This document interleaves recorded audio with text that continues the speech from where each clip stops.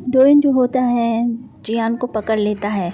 फिर जियान कुछ देर तो उसे देखती रह जाती है। उसके बाद वो बोलता है कि तुम ये क्या कर रही थी, अगर चोट लग जाती तो वो उसे बताती है कि माँ ने क्या किया। वो बोलता है हाँ मुझे पता है, इसलिए मैंने तुम्हारे लिए बस यही बचा सकता था। वो उसे उसकी डॉल लौटा देता है और उसे कहता है कि ठीक है चलो मैं तुम्हें बियर पिलाता हूँ। और वो उसे बाहर ले आता है, उसे कंफर्ट देता है और उसे काफ़ी सारी बियर भी ला के देता है पीने के लिए। वो पी रही होती है तो वो उसे बोलता है अरे थोड़ा साफ वाफ करके तो पियो, और वो उससे काफ़ी अच्छे से बातें करता है। डोएन के पापा जो होते हैं उसकी माँ पर नाराज़ हो जाते हैं कि तुम्हें जियान के साथ ऐसा नहीं करना चाहिए था, वो अभी तो आई है, उसे संभलने का मौका तो दो। यहाँ उन्हें काफ़ी चिंता हो रही होती है जियान की। अब वो लोग घर आते हैं तो वो डॉल्स को देखकर काफ़ी खुश हो जाती है। जीसू जो होती है उसका सर दुख रहा होता है तो उसकी माँ उसे चाय बनाकर देती है ताकि उसे थोड़ा अच्छा लगे, और वो उसे बता देती है कि कल तुम्हें जियान ही लेकर आई थी। तो उसे सब याद आ जाता है। अब जीसू अपना मन पक्का कर लेती है कि अब वो सुनवुक को देखेगी भी नहीं और अच्छे से रहेगी। वो वहाँ जाती है, ब्रेड देती है और सीधे निकल जाती है। ये देखकर ही बोलती है कि हे तुमने तो इस लड़की के साथ क्या कर दिया, अब तो ये हंसती भी नहीं है। नाना जी आ रहे होते हैं इसलिए घर में साफ सफाई का काम बहुत जोर शोर से चल रहा होता है। अब हमें नाना जी को दिखाते हैं जो कि बाहर से वापस आ गए होते हैं और वो जियान से मिलकर बहुत ज़्यादा खुश होते हैं। यहाँ मिस्टर बेकर जो होते हैं इस बार जिस्सू को ब्रेड बनाने के लिए कहते हैं, जिससे वो बड़ी एक्साइटेड हो जाती है। अब नाना जी जो होते हैं खाना वगैरह खाते हैं, उसके बाद ये लोग सब प्लान बनाते हैं कि जियान को फिर से वहाँ पर नौकरी पर रखेंगे और डोएन को वहाँ का मैनेजर बना देंगे।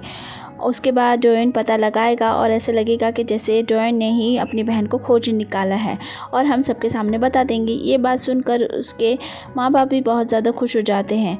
अब हमें आगे दिखाते हैं कि जियू जो होता है अपनी नाक से जानबूझ के खून निकाल लेता है और अपनी माँ को इस तरह दिखाता है जैसे कि उसकी तबीयत ठीक नहीं है। तो उसकी माँ बेचारी उसे घर में ही आराम करने के लिए बोल देती है। सियोन को दिखाते हैं जो कि ऐसा महसूस करती है कि ये लोग तो सिर्फ जियान की फिक्र करते हैं, उसका तो कोई ध्यान ही नहीं रखता। बेचारी बड़ी उदास होती है। कॉलेज जा रही होती है तो ड्राइवर उसे कंफर्ट बातें करता है। अब वो अपनी क्लास अटेंड करने के बाद निकल रही होती है। एक लड़की उसे बुली करने की कोशिश करती है लेकिन वो उसे पलटकर बहुत अच्छे से जवाब देती है। जब वो बाहर जाती है तो वो उस पर गंदा पानी फेंकने वाली होती है लेकिन ड्राइवर आकर उसे बचा लेता है। इस बात से वो काफ़ी इम्प्रेस हो जाती है और उसे ड्राइवर पसंद आने लगता है। अब डोयू जो होता है जियान से मिलने के लिए जाता है। वो उसे स्ट्रीट पर बुलाती है, वहाँ पर बहुत सारी भीड़ होती है। डोयन कभी ऐसी जगह पे आता नहीं है इसलिए वो बोलता है कि कहाँ ले आई हो। फिर वो उसे एक रेस्टोरेंट में ले आती है और खाना खिलाती है लेकिन वो उस खाने को नहीं खा रहा होता क्योंकि उसे वो सब ठीक नहीं लग रहा होता है। कहता है तुम कैसे अनहाइजीनिक जगह पर खाना खाती हो। तो जियान अच्छे से खा के उसे बताती है कि तो बहुत मज़ेदार खाना है, तुम क्यों नहीं खा लेते हो। सुनवू जो है बहुत ज़्यादा परेशान होता है और जियान को कॉल भी लगाता है क्योंकि उसने इतने दिनों से उसे फ़ोन तक नहीं किया होता है। जियान जो होती है डोएन के साथ में घूम रही होती है, तभी एक चोर उसका नेकलेस निकाल के भाग जाता है। जैसे ही जियान को एहसास होता है वो उसके पीछे दौड़ पड़ती है। डोएन भी उसके साथ साथ दौड़ता है। अब एक जगह पर जियान उसे घेर लेती है लेकिन वो थोड़ा डर भी रही होती है। तभी डोएन वहाँ पर आता है और उसकी मदद करता है। दोनों मिलकर उस चोर की बहुत पिटाई करते हैं।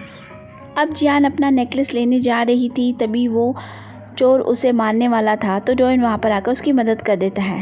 डोएन कहता है कि चलो भाग जाते हैं यहाँ से, लेकिन जियान अपना नेकलेस उठाकर ही भागती है।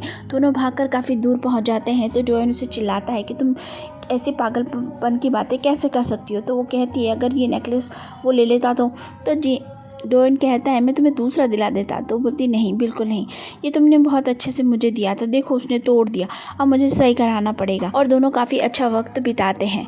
अब हमें जीते को दिखाते हैं जो कि अपने दोस्तों के साथ शराब पीता है और बहुत सारा गाने वगैरह गाता है दुख के। यहाँ दूसरी तरफ हम सुआ को देखते हैं जो कि उस लड़के के साथ में होती है लेकिन वो उस लड़के को मना कर देती है और बाहर जाकर बहुत रोती है। जीते जो है शराब पीकर घर लौटता है तो उसके पापा उसे संभालते हुए कमरे पर तक ले आते हैं। जियो कहता है कि भाई कुछ दिनों से इसी तरह है, जब देखो जब इसी हालत में आता है और सो जाता है, कपड़े तक नहीं बदलता। इस बात से उसके पापा को बहुत परेशान होते हैं। सुबह कोई भी उसे कुछ नहीं कहता और अच्छे से बात करते हैं। अब आगे होता है दिन जब जियान को अपने ऑफिस जाना होता है। जियान बहुत अच्छे से तैयार होकर ऑफिस पहुंचती है। सभी लोग देखकर उसे चौंक जाते हैं। जियान सभी को हेलो कहती है और खुश होती है वहाँ का वापस आने के लिए। जियान के आने से सभी लोग बहुत ज़्यादा खुश हो जाते हैं और जियान भी उनके लिए कॉफ़ी वगैरह बनाने चली जाती है। अब हमें सुनू को दिखाते हैं जिसे जियान की बहुत ज़्यादा फिक्र हो रही थी क्योंकि जियान उससे बात तक नहीं कर रही थी। इसलिए वो उसके घर तक जाता है उसे ढूंढने के लिए, लेकिन वहाँ पर कोई नहीं मिलता। उसे देख लेती है और उसे गलतफहमी हो जाती है कि कहीं वो उसे तो नहीं ढूंढ रहा है। अब ताइसू को दिखाते हैं जो कि नया बिजनेस करने के लिए बहुत ज़्यादा मेहनत कर रहा होता है। घर पर सभी जियान को खुशी खुशी पूछते हैं कि आज पहला दिन कैसा रहा, और वो बोलती है कि बहुत ज़्यादा अच्छा रहा। आज मरे हुए लोगों को याद करने का दिन होता है, इसलिए सभी लोग इकट्ठा होते हैं। यहाँ पर जियान अपनी आंटी से भी मिलती है। ताइसू की फैमिली जो होती है साथ में खाना खा रहे होते हैं, तभी जियो कहता है कि मैं अकेला रहना चाहता हूँ कॉन्डो में।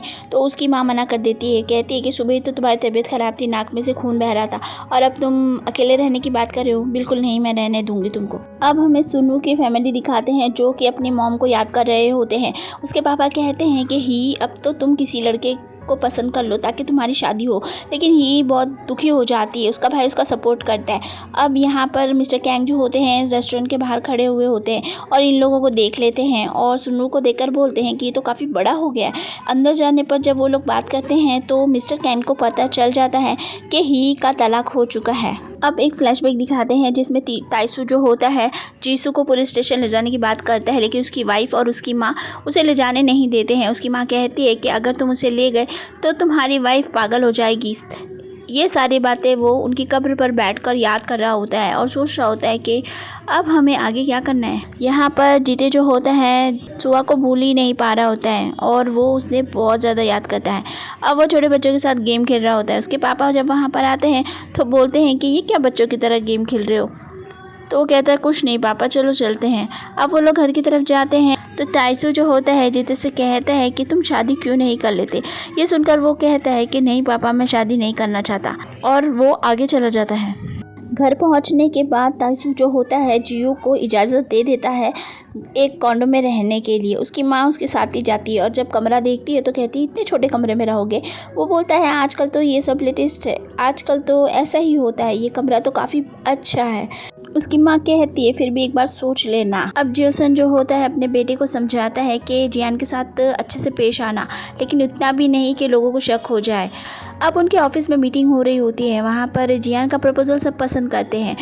इवेंट होने वाला था, उसका सारा काम जियान को ही दे दिया जाता है। अब जियान को फाइल्स अरेंज करनी थी, इसलिए वो कमरे में चली जाती है। वहाँ पर बहुत धूल मिट्टी थी, वो बेचारी वहाँ पर बहुत काम करती है और साफ़ सफाई भी वही कर रही होती है। मैंगवी जो होती है अपनी सहेलियों के साथ आर्ट गैलरी में होती है। तभी वहाँ पर एक और बोल देती है कि तुम्हारी बेटी वापस आ गई है ना, कहाँ है वो, हमसे नहीं मिलवाओगी। ये सुनकर वो चौंक जाती है। उसे लगता है कि ये बात लीक हुई तो कैसे हुई, लेकिन बेचारी को उस वक्त सिचुएशन संभालनी थी, इसलिए वो कहती है कि हाँ बिल्कुल, इतने सालों बाद मुझे मेरी बेटी मिली है।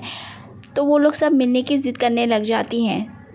मैंगवी जो होती है जियान को कॉल लगाती है। जियान बताती है कि उसके कपड़े गंदे हो गए हैं और उसके कपड़े फट भी गए हैं। ये सुनकर भी मैंगवी दूसरी कोई बात नहीं करती, उसे सीधा 2 घंटे में आने के लिए बोल देती है। ये सुनकर वो बेचारी बहुत ही ज़्यादा परेशान हो जाती है। अब जियान जो होती है सीधा जॉयन को फ़ोन लगा देती है और वो सारी सिचुएशन उसे बताती है। वो समझ जाता है और उसे फ़ौरन निकलने के लिए कहता है।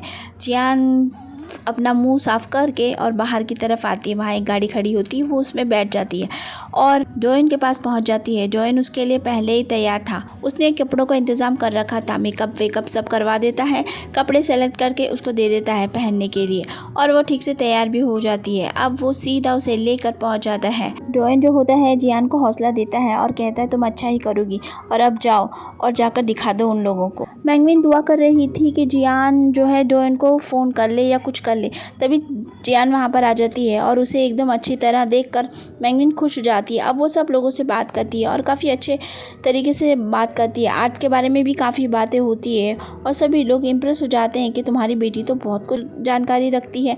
जॉयन काफ़ी देर उसका इंतज़ार करता है और कहता है अब मैं जाता हूँ उसे लेने के लिए। जब वो वहाँ पर पहुँचता है तो जियान को इस तरह बात करता देख वो भी चौंक जाता है। अब अंदर जाकर वो इजाज़त लेता है और जियान को बाहर ले आता है। उसकी माँ पीछे ही भागी भागी आती है और उसे गले लगा लेती है और कहती है आज तुमने बहुत अच्छा किया। दोनों बहुत ज़्यादा खुश थे और दोनों बियर पीने के लिए आ जाते हैं। खूब सारी बातें करते हैं और जियान कहती है कि मैं तो बहुत घबरा गई थी, अच्छा हुआ तुम नहीं साथ होते तो पता नहीं क्या होता। और वो उसकी बहुत तारीफ़ करती तो कहता हाँ ठीक है। डोयन उसके पैरों को देखकर बोलता है ये चोट तुम्हें कैसे लगी। तब उसे याद आता है कि उसकी माँ ने बताया था कि जब वो 1 साल की थी तब उसे ये चोट लगी थी। इसीलिए जियान के मन में अचानक से ख्याल आता है कहीं वो उनकी बेटी है भी कि नहीं। तो फ्रेंड्स एपिसोड जाता है यहीं पे ख़त्म। आगे सिचुएशन और भी ज़्यादा अलग होने वाली है क्योंकि जियान को अगर पता चल गया तो क्या वो वहाँ रहेगी या नहीं, ये देखना बहुत इंटरेस्टिंग होगा। लेकिन लगता है आप लोगों को देखने में कोई मज़ा नहीं आ रहा, तो मुझे और कोई ड्रामा बता दीजिए जो आप लोग पसंद करते हो, तो मैं वही ड्रामा एक्सप्लेन कर दूंगी, ये वाला बंद कर दूंगी। और अगर ये ड्रामा आप पूरा सुनना चाहते हैं तो प्लीज़ चैनल को लाइक कीजिए और कमेंट में मुझे बताइए।